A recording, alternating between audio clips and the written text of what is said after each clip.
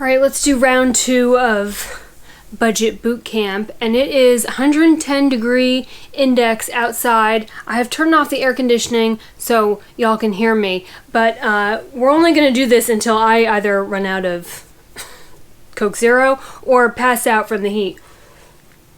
It is dreadful. So hot, and matches the temperature of my attitude right now. I'm feeling mighty fire-breathing dragon right now.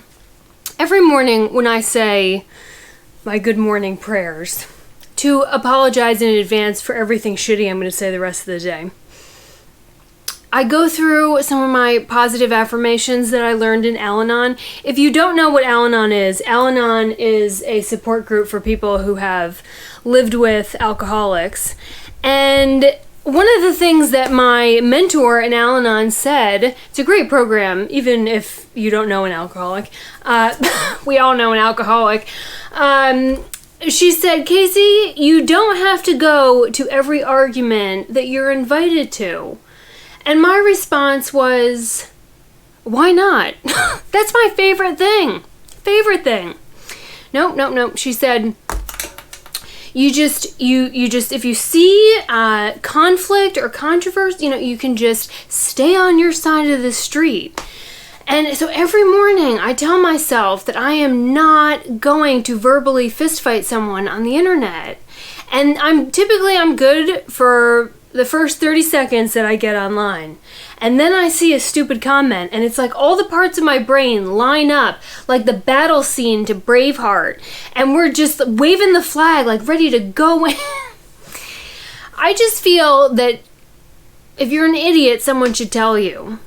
And that it is my job to be the person to tell you. That's all. What happened is this week, as some of you have probably seen, the President Trump was here in Wilmington. I don't know why we are a popular spot for presidential visits and like politicians in general, but working news here, it's kind of not new to me. So some of you had asked, did I go and did I get pictures and all that? And I was like, not really. I mean, just because it's not, to me, it would probably feel like work, and everyone is acting stupid right now and nobody's listening to anything but the sound of their own voice. So why would I want to go stand out in the heat and just listen to either protesters or pro-Trump rallies when I could be inside, away from people? So no, I didn't go. But of course, like they usually do, rather than acknowledge the whole purpose of the visit, because we have the battleship here, it's one of, it's like our claim to fame. It's really cool inside, and it's supposed to be haunted. It's kind of neat. But he came down here to designate Wilmington as a World War II heritage site, and so some of our local veterans got to go up on the boat. I mean, it was neat. It's a cool thing to happen, and any time that we can honor our veterans is time well spent. So I thought it was great for them, and because we have a huge military community here, and frankly, they deserve that. They deserve more than that, but it's like the least we can do, right? So of course the media grabs on like one thing from the visit and then twists it up and shoves it out there, and oh my god, like the commentary from this, I mean, so many people are just like latched on to the teat of whatever the TV box says and just suckle up. So I honestly think that sometimes that if the media said, go jump off a cliff, half the population would say, well, can we bring a friend? And should I wear a mask? It's just, there's like no thinking going on. Or read beyond the headline. Read the actual story. I'm sure the actual story is buried in there at the bottom in teeny tiny invisible ink. So I got all spicy about that. I'm feeling a little bit better, but you're going to suffer my wrath through the rest of this. We're going to get to the budget thing. Oh, also, one last mention. I got a piece of merch this week. Patreon Tom used to be, he's now retired, a trooper with Alaska State Patrol. If you remember, I was in Texas when I got the Alaska sweatshirt. And he told me that they would work with the North Pole Police. And the second he said that, I was like, I need you to go get me some of their merch. Like, I have to have that. I have to have that. Because y'all know I'm very Team Blue. And so it finally came. It finally came today, my North Pole Police hat. My only disappointment is that it's not red and green, because it should be red and green. So I thought maybe what I'll do is I'll put tinsel around the brim, like really class it out, and then that with my usual sweatpants and t-shirt that says something mean on it, I will be in my Walmart Sunday best. I think it's great. I could totally see. I've been kind of struggling with the idea of going to BLET, Basic Law Enforcement, for a couple weeks now. I think I'd get fired really quickly. And I'm not very brave. I talk a lot of shit, but like, I don't want to go clear a building. You go clear the building. I'll be out here yelling at the person inside that they're an idiot. That's my job. But I thought, if I work... Like, can you just imagine how badass the North Pole Police? Like, Kringle, get out the sleigh. Oh, I adore it. I can't thank them enough. Anyway, all right, let's have some fun with money. Who wants to talk about money? All right, reading through the comments. That is the unfortunate thing about this series, Budget Bootcamp, is that it forces me to read the comments, and I usually don't read the comments, not because I'm ignoring you or don't appreciate your comment. It's because I like my mental health. That's why. But to get feedback on what is working for you and isn't when we talk about budgeting and money and paying down debt, blah, blah, blah, blah, blah, buying the van, what is a need, what is a want, what is an asset, what is a liability. Because, again, that is the number one thing that keeps people from doing what I did, which, if you're not familiar with this channel, you're probably already horrified. That's good. Is I quit my job that I'd had for a long time, sold the bulk of my shit, and then bought a cargo van, traveled for almost a year, and have... since there's been plenty of financial struggle, as we're all going through right now, but my world has not totally caved in because of decisions that I made at the beginning or like years ago. And I'm trying to teach you through this series some of those things that I did so that you can do the same exact thing, right? So this is all about financial independence. This is not a series on getting rich. I am not rich, so I'm no good. There are plenty of bullshit courses and channels on YouTube that will tell you how to get rich in 5 minutes. This is not one of them. So I have been reading the comments, and what came up quite a bit in the last one was people wanted to know how to deal with college debt. So we're going to talk about that. And remember, I am not a financial planner. I'm not a lawyer. I'm strictly telling you what I have done in the past to make things happen. And if that works for you, great. You can modify it, make it work for you, whatever. What you can't do is do absolutely nothing and expect to have what I have or what I did. Okay? But one of the comments really jumped out at me. And I've talked to this YouTuber before in some of the comments, but it kind of highlights a couple things that we talked about last time and then where we're going in this one. And I'm going to paraphrase the comment, but it basically said, should I spend my money now or save it for possible old age? And the details were, and I'm going to need to refer to my notes a lot on this video, but they're no debt, no rent, fantastic, great, about $3,300 in Social Security income, $60,000 in savings, next year expecting another $50,000, didn't say where it's coming from.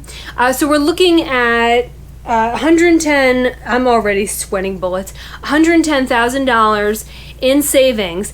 And then it says, the van I want and need. No. The van I want and need. We talked about this last time. Is it a want or a need? None of us need a van. None. It's what you want. And if you want something and you have gobs and gobs of disposable income, well then rock on, girlfriend. If you don't, like the rest of us, then it's a want and you have to figure out everything else to get the want. It is not a need. All right, so the van I want is $60,000. Woo, back up, hold on. $60,000, the van you want, is the entire volume of your current savings account. So the plan is to liquidate the entire savings account and put it into a non-asset, a liability, because it doesn't generate money. Well, if you took the van and you used it to mule drugs across the border, then it would be an asset. It's not legal, but then it would be an asset. Yeah. Don't tell the DEA that I said that. The DEA, remember, they didn't offer me a job, so they can just go straight to hell. All right. So completely liquidating savings, and then nothing after the $50,000 coming in after that on Social Security. And then it says that it has to be a very specific van for medical reasons. So we know we already have medical expenses, which can be outrageous. And then at the very end, it said, I have 5 years left. I have 5 years left. So that makes the first question make sense. Should I spend my money or save it for possible old age? So you know how I'm not really friendly or nice? And so my response was, I sure hope you only have 5 years left, because if that's your plan, you are going to drive yourself into financial ruin. No pun intended, van drive, you get it? I'll be here all week. Actually, I won't. I'm going to the beach after this. Liquidate all your money, throw it into a van to go do, I don't know what, they didn't say, with medical bills on the hope of dying in 5 years. Here's what I think probably is the issue, is that there are lots of medical reasons, but probably going to live longer than 5 years. This is not a unique scenario within the van RV travel community. And look, I understand, without naming any names, that there are entire channels dedicated to showing you the blissful, just free spirit in the wind, untethered soul lifestyle of people who are elderly or on disability or on social security, who are living out off the land, on BLM land, in the middle of nowhere, in like their communal tribes, and they are living out of tents and cars and trucks, vans, RVs, converted Tupperware containers, you name it, it's fucking out there. And that everything's great, and this is just so much better than slaving away at a job or anything else. So rather than fix the actual problem, which is you have an income problem, the decision is to cut ties with the rest of the world, not fix the income problem, lower expenses to the absolute bare minimum to survive, live off whatever the government is giving you in disability or Social Security, and just live off this government land. And that, to a lot of people, sounds fine. But what I would challenge you to think about is that in order to do that, if it sounds so great, is you will have to cut ties with your standard community who's out there working and living in HOA neighborhoods and everything else. And you'll get a new community, maybe in like your van smoke 'em peace pipe peace circle, but that's it. The rest of the world is still going. Second of all, it eliminates what I think is the greatest part of being alive, which is something to strive for, and goals, and building things, and like seeing them succeed. I told you before, my definition of success is to have someone you love, have someone who loves you. Sometimes those are negotiable, but number one, most important, is to have something to look forward to. And I don't know about you, but frankly, I don't want to go sit out in the desert with other people. Like, I want to give myself something to look forward to. And for me, that's building videos or companies or businesses or planning for trips or other things. I'd rather work to make the money to keep doing that than to extract myself from society so I can cut down my expenses to like next to nothing. And the other thing about this situation that concerns me, besides predicting you're going to die in 5 years, is the medical reason. If you're going to go live out in the middle of nowhere in a van and subsist on the bare minimum income, then where's the nearest hospital? Where's the nearest doctor? Sorry if it's loud. military planes. You live in a military community, they go play all the time above you in the air. And God knows where else.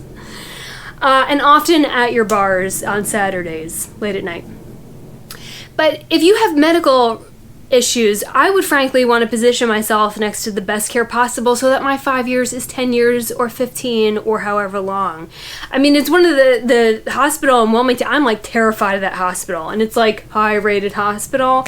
When I had appendicitis, I had it for 9 months because I'm an overachiever.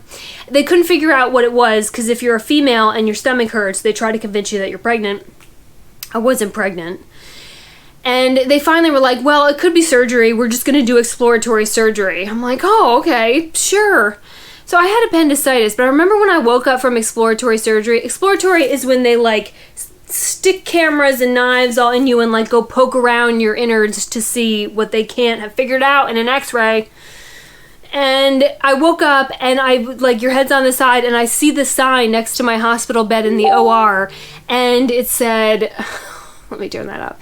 It said, our goal is to provide very good care. And I was like, are you kidding? Like, lie to me. Use another word. Outstanding, excellent, superb, the very best, very good care. We're like aiming for a C, C minus. If we don't leave a sponge in you and amputate the right leg, like that's a good day for us. Look, if you have major medical issues, if it was me... You know, I'm not telling you that don't or lose your dream of travel or of owning a van, but I would want to live next to the hospital that has the very best doctors, and I don't care how much money they make, because if it's my faulty heart on the line, or my organs, or anything else, or my time on this earth, I want the best physicians out there. So are the best physicians out there hanging out next to the Peace Circle in the desert, or... on BLM land? I mean, I don't know. I don't choose to stay out there. Anyway, the whole point is, if you're terminally ill, then rock on. But something tells me that that's not the case. And the point of going through this one is to say that it's a scenario that so many people are dealing with where their income situation is not a strong position, and they're trying to do the van thing or the travel thing, and you have got to get your FU account in order so that you can go do all of this stuff, regardless of your medical. And I told you, FU is your fuck you money. That is the account dedicated so that, like I did, even when I was really like should not be leaving a job, I was able to totally step away from the regular paycheck and the benefits and all that because I had built up my FU account. And we will talk about that more, but today is mostly about debt, okay? The other comment I got was someone and said, I need to do a video about college debt specifically for England. I have no idea what the college situation is in England. I also don't know how you go into student loan debt in England, because I'm pretty sure in England, the UK, they subsidize some of your biggest expenses, like... I mean, isn't that what we were told? That y'all get like the free healthcare, high taxes, free healthcare. Let me just say this about a college education, and I have one, and I graduated with debt, and I'll also preface this by saying I didn't pay for it exclusively myself. My parents had saved up money, but the problem with that was that the money they saved up ran out extremely quickly, because I went to college before 2008, and before 2008 we were still pumping this dream that a very good education from a very high quality college would translate into a high paying job. Remember that dream? We used to tell that to people. It's ridiculous now, but we used to tell that to people. So I went to Barnard, which is a school within Columbia University in New York City. And you can guess what an Ivy League education costs. And I remember going there for orientation with my mom, and she came out of the financial aid office and she was crying because it was like $60,000 a semester. I mean, I think it's now like way more than that. It's crazy. So the money that they had ran out very quickly. And so I'm not going to say that like from day one, the whole bill was mine. I did graduate with debt. But today, I don't have any debt. And I was able to manage the debt doing some specific things. We'll talk about that today. That said, after 2008, I kind of have very little sympathy for anyone after 2008 who took on college debt, unless it was for a job where you have to have a certain degree or you have to have a certain years of education, meaning doctor, lawyer, accountants have to have a certain amount of education. I mean, something like that where you absolutely cannot do that job without that degree. Outside of that, I don't see how it can be justified anymore. The world now is largely tech and computer driven. You can get those certifications at a community college. A lot of times companies will pay for them. And after coronavirus, you know who won the day in coronavirus? Everybody who worked a trade. I don't know why parents are so against encouraging their kids into a trade school. My plumber, my electrician, the carpenter, I mean, like, they never have to look for work. And if they ran their businesses correctly instead of drinking it all away, they'd probably be millionaires. They didn't suffer during the pandemic. They don't suffer ever. But because parents and kids have this fear of not having something sexy to say when their kid is a senior in high school, so at the tennis match on Saturday, when Genevieve and Sharon are at the court and they say, "Where is your child going to school next year?" They want to be able to say something and not say he's going to electrician school. Frankly, if I heard someone say electrician school, I would say, "Give me your kid's number," because I'm always needing one. I'm always breaking shit on, I got Michael on speed dial because there's always something I need fixed on this thing. Anyway, if in this day and age, with the ability to make money online, you can start a company online, you can work a litany of jobs or start a business without having a degree. Tech basically doesn't give a shit about them. They want to know about your certifications and your clearances. Then unless it was you needed to become a doctor or something like that, I have no idea why anyone would choose to accrue college debt. Period. College is a scam, like higher education is a scam like no other. It teaches you to think, but while you're learning to think for those 4 to 6 years, all your constituents, your peer group is out getting experience and they're meeting people and they're taking on responsibilities, and you're in school learning how to read the ancient texts. I mean, come on. Only do it if you have a ton of money to throw away. It's the only other scam of that magnitude that I can think of is when I hear women say that they own their own business and they're hustling some kind of essential oil or skincare product or fitness package program with shakes or like one of the leggings. I'm my own business owner. You're not your own business owner. Yes, I am. No, you're not. Here's how I know that you're not your own business owner. Is because if I buy your product and then I sue because I had an allergic reaction or it hurt me or something like that, when we go to court, are you going to court with me, or is the umbrella company's legal team going to court with me? Well, it would be the umbrella company's legal team. Okay, then you don't own the business. It's not your business. Here's the second test. When you do your taxes, do you file as a corporation or do you file as a sole proprietorship or a 1099 independent contractor, one of those? A 1099. Okay, well then you don't own that business. Yes, I do. No, you own a pyramid scheme. It's not a pyramid scheme. Okay, it's not a pyramid scheme. So just to clarify, when you make the most money, it's if you get 5 of your friends and if they get 5 of their friends and they get 5, but it's not a pyramid scheme.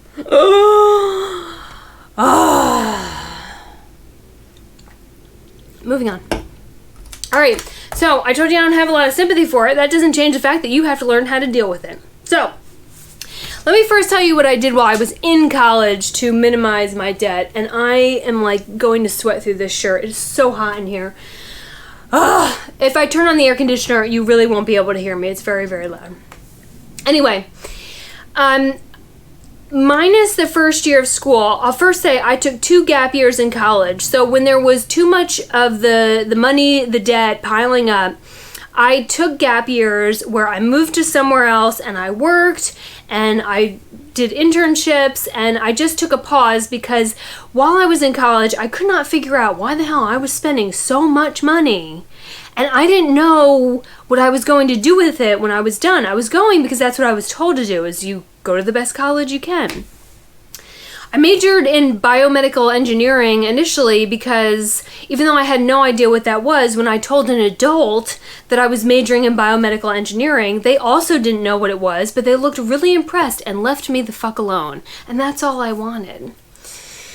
So I took 2 gap years. Those were phenomenal experiences. The problem with those of moving all over the country and working and all that was, 1, it delayed graduation, and 2, it showed me how worthless a college degree was.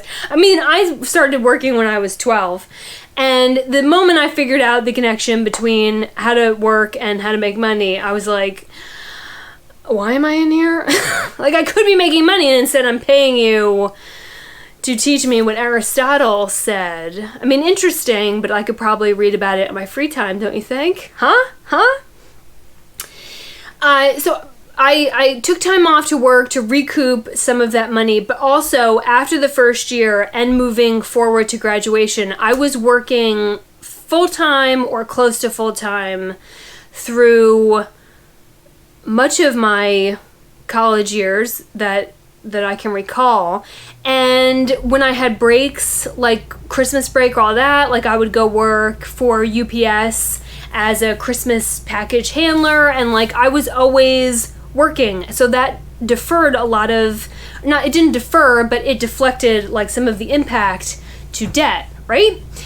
So if you go to college and you just are a student, like, please don't do that to your kid, because they have way more time in the day than they need. I mean, you're in class for what, 3 hours a day? Like, I think you can find some work time. I was also really tactical about the jobs that I took while I was in college. So my 2 biggest expenses were food and coffee. But I also needed a job where I could like keep my books next to me and study when it wasn't busy. So I worked at I was the bartender for the campus pub. So, I'd occasionally get up and pour some, peer of mine a beer, and I'd get a cash tip right in the pocket. And then I'd go back and like get back to studying. I worked as a barista in the college coffee shop, so same thing, get a cup of coffee and then get back to studying. And then the smartest thing I did was I worked for the campus catering company, or the food services that did the cafeteria and everything else. Now I went to a couple colleges, but one of them was like a really stuffy elitist college. And, I was like in an apron serving students and professors and all that. And so, yeah, I'm sure that I just looked like, the charity case. But I was near all the food. I never went hungry. My grocery bills went to like 0 because I could get, when we would cater weddings or campus events, I would I would go into the cafeteria and get the takeout containers and like stock up. And I never went hungry during college. Gained a bit of weight, but never went hungry. So the point is that during college, I'm not going to find a really high-paying job, but I leveraged creatively the jobs that I had to kind of get 2 things done at once. Some people do work study. That is such a ripoff. If you actually calculate the hourly wage for that, it's not worth your time. I went and got jobs that paid cash or were cash tips, and where nobody was in my face the whole time and I could do double duty. Then, all right, so in the last year of college, I now have a significant bill, like tens of thousands of dollars. And it's 2007 going into 2008. The economy is shit. Nobody's getting jobs. Nobody's getting work. So from the beginning of the year until graduation date, about like once a month, I went down to the financial aid office and I laid out everything that I was doing. I said, this is how much my bill is. I'm working full time. I'm bartending. I'm working the catering events. I worked at a comedy club for a little while. Like, I'm doing all these things. And here's how much money I've been saving up. And here's how much I've been paying down my debt from like some of the other schools that I went to. But I'm still like tens of thousands of dollars in the hole. And the job market is terrible. And I need some help. And you may not believe me, but by just sitting there with him and having that conversation and showing him that I was making a concerted effort to do everything I possibly could to have a really high GPA and take care of my finances, I mean, they wiped off significant chunks of my debt. But I went and had the conversation. I'll tell you this, I never sat in line at the financial aid office to get a minute of the director's time, because nobody does it. Like, nobody, I don't know, maybe they just assume that you can't go do that, but I just felt like I need some help, and I'm doing everything I can. I'm doing everything I can on the academic side. I'm getting straight A's, and I'm also working my ass off. And so I need to negotiate with you. And they did. I mean, they scratched off like a lot of that bill, and then the rest of it was paid down over time. But just ask. But if you're going to ask, like, show them that you're doing everything that you can. I've recommended this book before. It's called Never Split the Difference. I will put a link to it below. This book came out way after I graduated from college. Now my lip is sweating. Y'all make me suffer on these videos. It's just so loud. Never Split the Difference.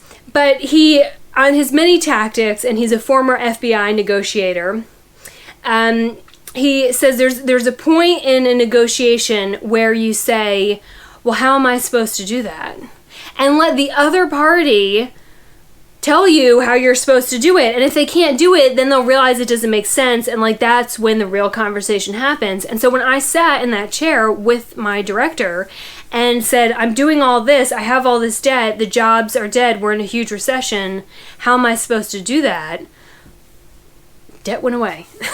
Now, some asshole, because there's always like a couple, anytime I mention anything that I succeeded in life, they'll say, well, that's only because you were a young, pretty female. And you know what? The world is full of people with these horseshit excuses where men will say they didn't get something because she was a young, pretty female, and women will say they didn't get something because of the glass ceiling and boys club, and everybody has an excuse besides their own actions about why something didn't happen. And maybe just own your shit and like not be a turd about it, okay? I got it because nobody else was asking and because I made my case. Speaking of making cases, in addition to looking at basic law enforcement, I almost talked myself into going to law school this week because I feel like I should get paid to fight with people. I do it for free, somebody should pay me. And then I saw the debt. $200,000 is like the average debt for a lawyer, and the employment prospects are shit. And like that is what you should be weighing before you do all this. Please, for the love of God, talk to your kids before you just sign them up for college. And in today's day and age, if you are 18 right now or 17 or 16, you get no woke points for saying that you didn't know. You didn't know how much interest was. You didn't know how much college was. The funny thing about teenagers now is they can tell you the very graphic details of female genitalia mutilation in the Sudan. They can give you statistics off the tip of their tongue about world hunger, and yet somehow they don't know how to calculate simple interest. It's because college debt is a unique form of debt in that everyone thinks that they're entitled to accrue it, which is false. We gave you a basic education. That was K through 12. This is higher education. It is not required to be successful. Look at the wealthiest people in the world right now. Most of them are college dropouts. People think they're entitled to accrue it, and because of politicians talking out of their butthole, people think that someone else should have to pay for it. I have no problem paying for your training and education if you're going to be a police officer, a firefighter, a paramedic, like something that benefits the public good as a society and a community. I'm not paying for your art history degree. Okay? No. And now we've got these politicians who are trying to buy votes by saying that, like, we'll scrub your debt. Right now, there's a deferral in college payments until next year. And people were like, oh, thank God. And I was like, shit. It doesn't mean it's a race. Now you've kicked the can down the road, and that's what politicians are famous for, is kicking a problem down the road so it's someone else's problem. And so now you are still accruing interest, it's just further down the road. One of the things I was notorious for in school, I was notorious for a lot of things. This was one of them, was that I never bought a college textbook. You know, we only talk about tuition as the expense of getting a college education and the debt and all that. But there are lots of little expenses that add up a lot. And I never bought a book. There was no way in holy hell I was paying $60 to $80 for a book that I was going to use for 3 months. That I damn well knew that all they were doing each edition was changing a page or a font or something else and calling it a new edition. I mean, U.S. history only happened once. Like, how many different ways are you going to rewrite it? So I just refused to do it. I wouldn't do it. So what I did, at the time, Amazon was like just becoming mainstream. And so I would find I'd get the title, you know, they give you a list in advance. I get the title and the edition, and I look through Amazon. And that was way before Amazon had like as many sellers and options. I mean, it was like slim pickings, and it was just books at the time. And other countries were printing our textbooks. I don't really know the details of what they were doing, but I was buying like off-brand textbooks from India. And I remember going to the college mailbox room, and they'd hand me this bag, and inside the bag was like a faux version of this textbook, but it was wrapped in like a burlap sack and tied with string. It was the same book. It was just, I don't know, possibly illegally printed. But I would get books. So technically I did buy a textbook, but I bought it for $5 from India. I did not buy the one behind me in the store for $85. I'd go to the public library, so all the English books and history books, chances are they were at the public library. And then when I couldn't find a text anywhere, I knew that the professors got multiple copies for their office. So I would just tell the professor, I was honest. I said, look, money is tight and I can't really justify the expense of this book. And we didn't have social media to the extent that we do today, so people weren't networking with one another to sell their texts. So I said, can I just sit in your office and read the homework assignment? Like, can I just use your book? And they never said no, but it would get so uncomfortable for them that every day I would be in their office reading this text that 100% of the time they just gave me the book and said, bring it back at the end of the semester. So I spent like maybe $25 a semester on books, and some people spend over $500. No. And if you think that's unfair, and I was willing to put in the time, I would have gone every single day and read in their office. They just didn't want me there. So that's how that worked out. But it worked. I saved a ton of money. Okay. I told you about the gap years, told you about the books. Okay, let's just go into paying it off after the fact. And I will tell you that this is what I have done with my own debt in the past. I don't currently have any debt right now. But I would approach college debt no differently than any other debt. So I've seen some videos and like programs, and they're like where they talk about college debt as though it's this unicorn kind of debt and needs to be treated differently. While it does have different laws surrounding it, and there are different bankruptcy standards between other forms of debt and college debt, it's money that you owe somebody, okay?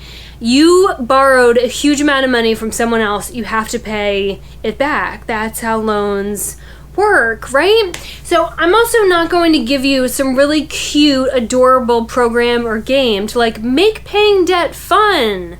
Give me a break. Like writing numbers on envelopes and like putting that amount of money in the envelope, and then you pick that one and that's how much you use to pay off the debt, or like move it here, move it there, throw glitter at it, and then like write yourself this. To me, that sounds like parents trying to incentivize their kids to do the basic shit that they should be doing, like cleaning their room or brushing their teeth, and rather than instill discipline in them to do it, we have to make it a game and fun and like have door prizes at the end, so you just do the shit that you need to do.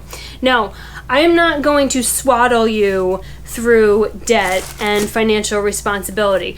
It doesn't have to be a game. If you have to be incentivized with trinkets and stickers to pay off your debt, then you're not serious about paying off the debt. And what you don't realize is that as long as you have the debt, it will grab you by the balls and affect everything else you're trying to do.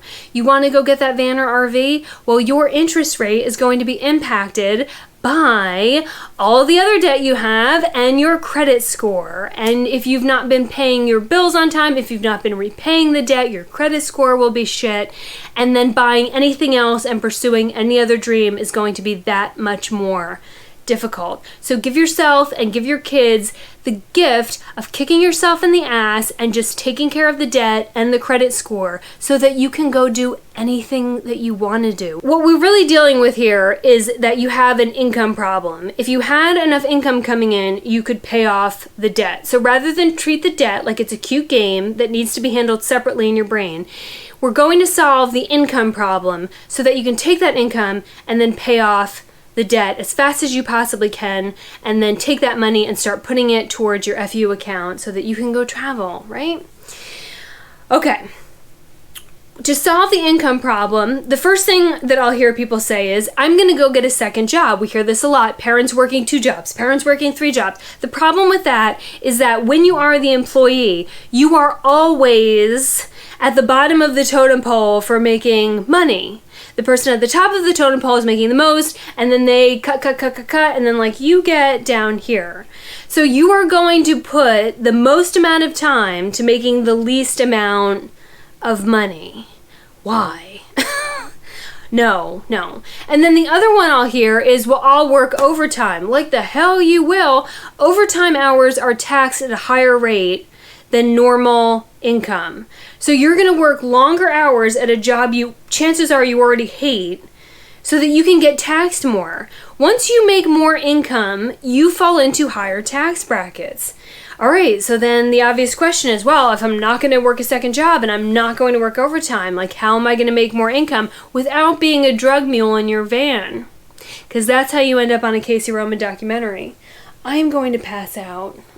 Can I just hold this like this the whole time and y'all just listen to the words that are coming out of my mouth? Instead of working a second or triple job, and instead of working overtime, let's start a side hustle where you control all the money and start to take advantage of tax breaks and incentives that you are legally allowed to take advantage of.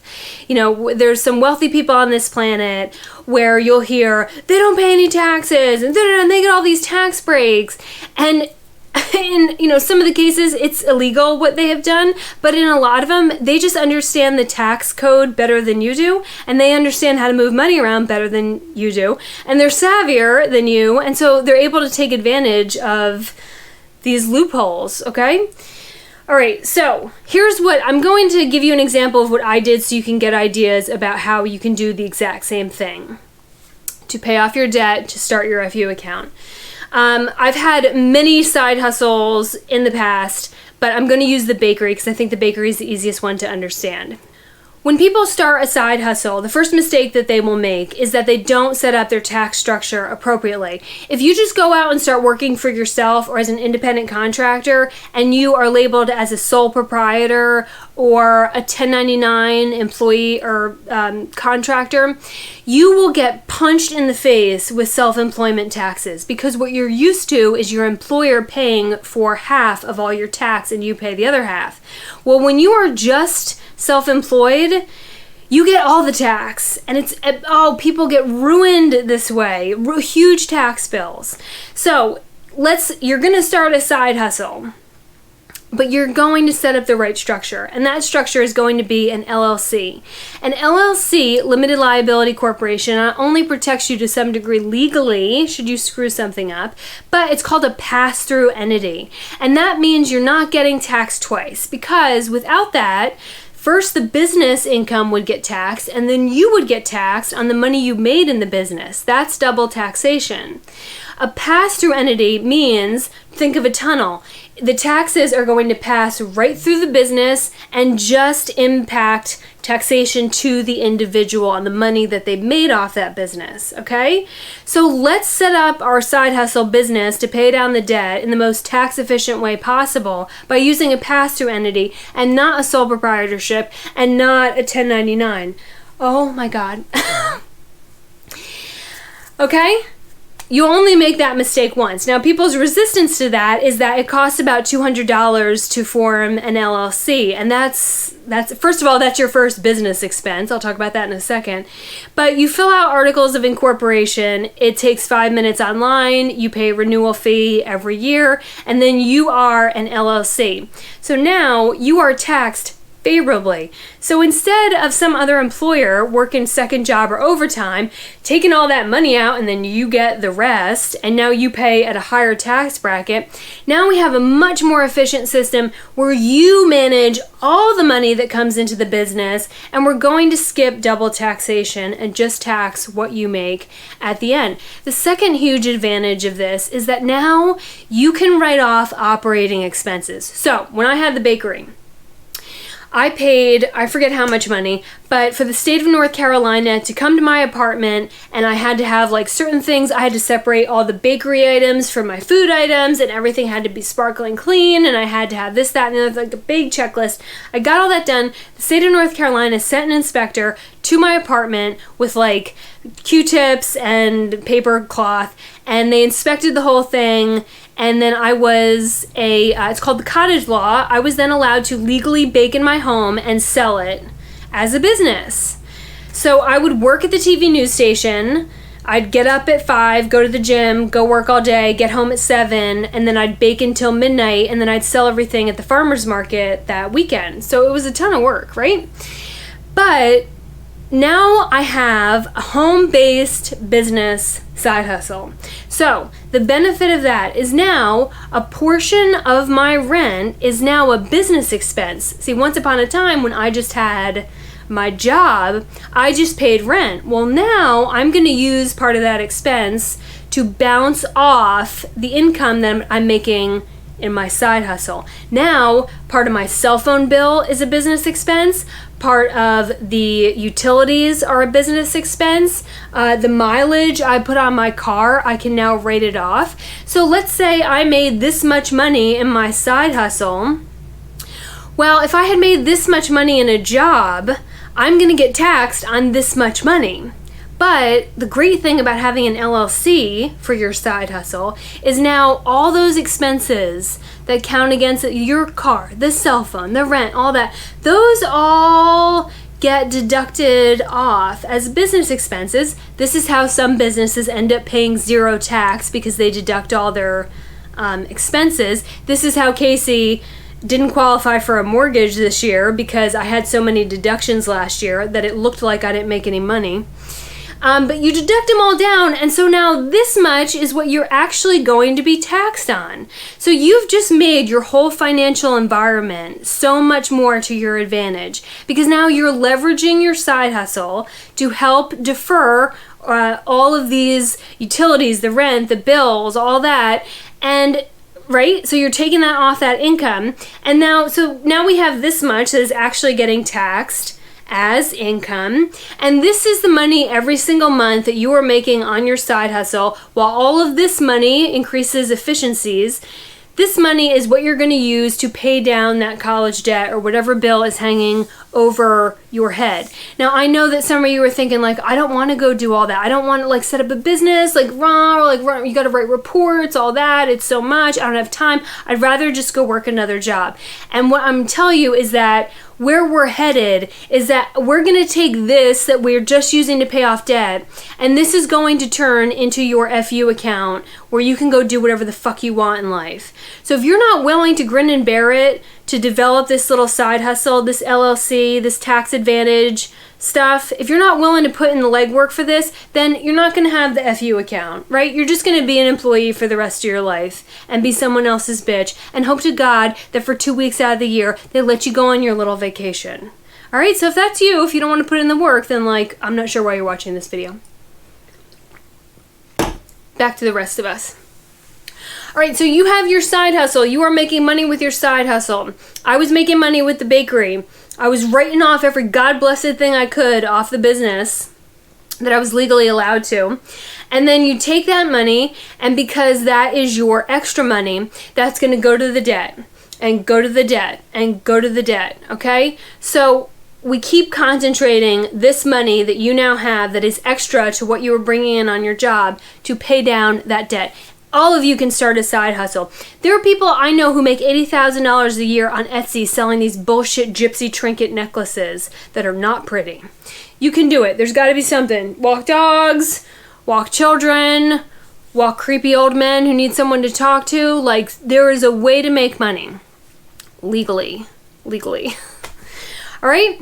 So you did all that. If you need more one-on-one time with setting up an LLC, that is something that I'm only going to do one-on-one. I'm not going to get into it here. But now every month we're taking that money, chipping away the debt, paying down the college debt, right?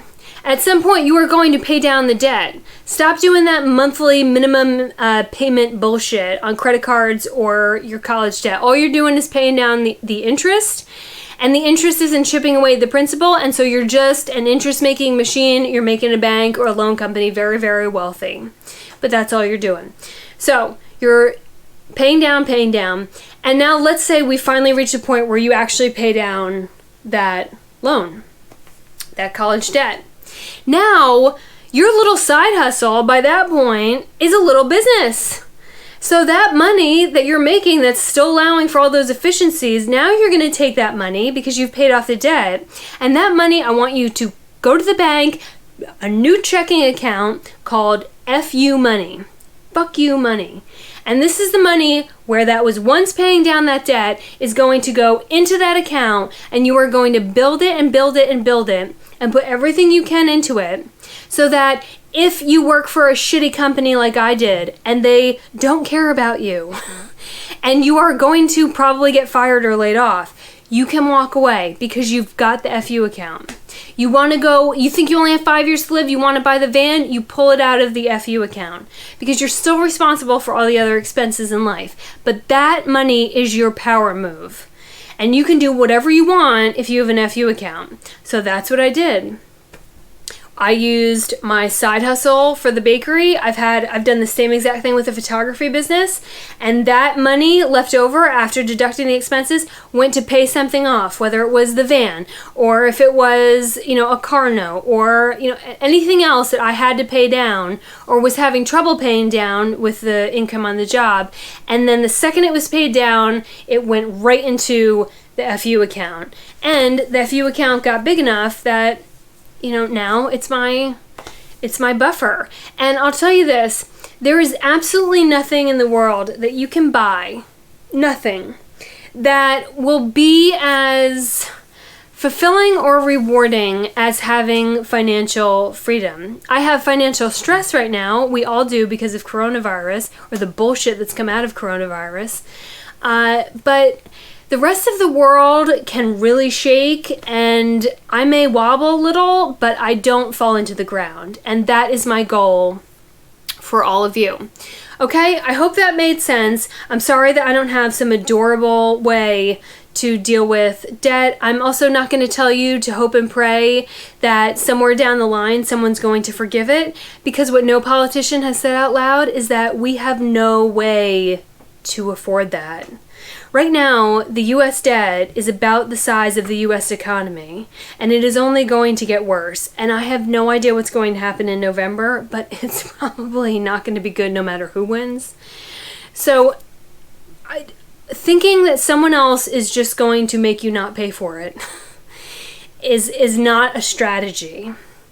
A strategy is taking full ownership for the decisions that you made, and just in the same way where all the pieces of my brain line up to go into battle to fight the idiot on the internet, is you have to get your brain in line, put on all your armor, and just beat the shit out of that debt, whether it's college credit or otherwise, so that you can go do the damn thing. Now, that said, I'm about to pass out, and all those nice, lovely curls that I put in my hair today, because I was feeling fresh, are gone.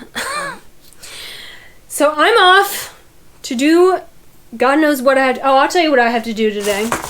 Speaking of textbooks, this is the only textbook that I think I've ever paid for. Right here. Look at this monster. I have my test next Friday. I am totally freaking out about it. I have spent an ungodly amount of time studying, but my point is that if I pass this test, it took me a month and a half to go through the class. Now I have to study for the test. In 2 months, this will open up the door to a career where if I work hard, I can easily make over $100,000 a year and preserve my travel situation. 2 months, it cost, I think, $500 total. If I work hard, $100,000 a year. 4 years, likely 6, $60,000 to $100,000 in debt, but psychology major. Think about it. Bye, weirdos.